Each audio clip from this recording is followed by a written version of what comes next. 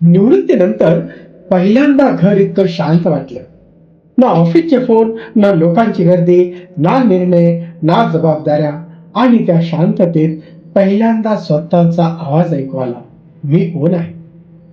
मित्रांनो, आयुष्यभर आपण धावत राहतो शिक्षणासाठी, नोकरीसाठी, लग्नासाठी, मुलांसाठी, घरासाठी. आणि एका टप्प्यावर वाटतं आता सगळं स्थिर झालं. पण खरं आयुष्य कधी सुरू होतं माहितीये?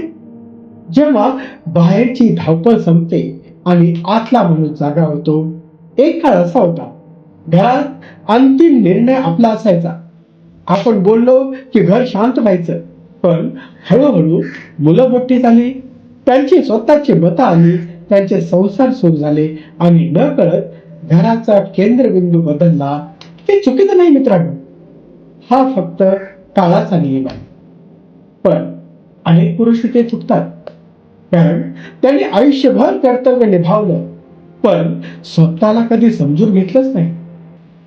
आणि मग हळूहळू एक वेदना सुरू होते. पुरुषांचं दुःख काय माहितीये? तो रडत नाही, तो फक्त शांत होत जातो.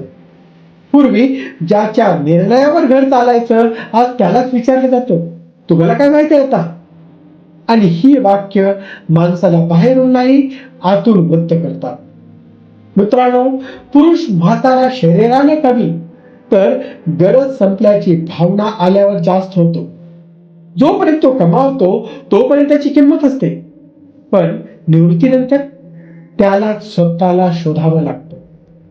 आणखी एक गोष्ट आयुष्य खूप उशिरा शिकवतं. अनेक वडील म्हणतात, वाद नको म्हणून संपत्ती मुलांच्या नावावर करून टाकू. आणि त्यामागे प्रेम असतं, त्याग असतो. पण कधी कधी त्या निर्णयानंतर त्यांचा आत्मसन्मान हळूहळू कमी होतो. म्हणून मी म्हणतो, प्रेम करा, पण स्वतःचं आर्थिक स्वातंत्र्य शेवटपर्यंत जपा. कारण वृद्धापकाळात पैशापेक्षा महत्वाची गोष्ट असते निर्णय घेण्याचं स्वातंत्र्य.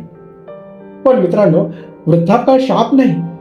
जर माणूस स्वतःला समजून घेतला तर हाच काळ आयुष्यातला सर्वात शांत आणि सुंदर काळ होऊ शकतो. कारण पहिल्यांदा तुम्ही स्वतःसोबत जगायला शिकता. वय वाढत गेलं आणि मग मला एक गोष्ट समजू लागली. टोलेजंग बांधले, फार्म हाऊस उभं केलं, सायकल पासून कार पर्यंतचा प्रवास केला, देश विदेश फिरलो, मोठमोठ्या लोकांसोबत बसलो. पण आज माझा प्रवास ड्रॉइंग रूम पासून किचन पर्यंत आहे. निसर्ग हसून विचारतो, कोण आहेस तू? आणि मी शांतपणे उत्तर देतो, मी फक्त मी. कधी वाढदिवस मोठ्या हॉटेलमध्ये साजरे केले, कधी महागड्या कपड्यांचा अभिमान वाटायचा, कधी लोकांच्या गर्दीत स्वतःचं महत्त्व जाणवायचं. पण आज फक्त शांत झोप लागावी, भूक लागावी आणि कोणीतरी प्रेमाने विचारावं, जेवलात का? हेच खरं सुख वाटतं. आणि शेवटी उरतं तरी काय? इंग्रजी शिकलो, मोठमोठ्या मीटिंग्स केल्या, पण आता आईच्या भाषेत बोलताना आत्म्याला शांतता मिळते. कारण शेवटी माणूस मुळाकडे परततो.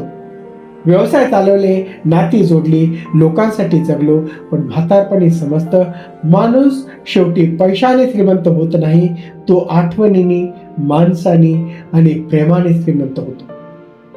मित्रांनो, आयुष्यभर ज्यानं घर उभं केलं त्याला शेवटी फक्त 2 गोष्टी हव्या असतात, आदर आणि आपलेपणा. म्हणून आज घरी गेल्यावर आपल्या वडिलांशी 2 मिनिटं शांतपणे बसा. कदाचित ते काही बोलणार नाही, पण आतून खूप काही सहन करत असतील. आणि शेवटी जीवनाचा सगळा प्रवास पूर्ण झाल्यावर एक शांत क्षण येतो, जिथे माणूस स्वतःकडे पाहतो आणि म्हणतो, कधी आकाशात उडायचो, आज जमिनीला नम्रतेने स्पर्श करतोय. कधी मी पैशाचं मशीन होतो, आज फक्त एक माणूस व्हायचा आहे.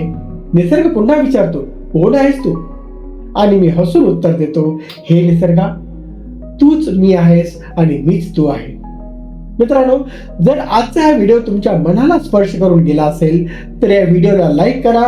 कारण कदाचित हा व्हिडिओ एखाद्या वृद्ध वडिलांपर्यंत पोहोचेल ज्यांना आज फक्त समजून घेण्याची गरज आहे. हा व्हिडिओ आपल्या वडिलांना, मित्रांना आणि भावांना शेअर करा आणि कॉमेंटमध्ये नक्की लिहा, माझ्या वडिलांसाठी, किंवा मी त्यांना समजून घेण्याचा प्रयत्न करेन. आणि अशाच भावनिक, प्रेरणादायी आणि आयुष्य बदलणाऱ्या विचारासाठी कोच शिवाजी हे चॅनल सबस्क्राईब करा. पैसा कमवा, पण शेवटी माणूस राहायला विसरू नका. धन्यवाद.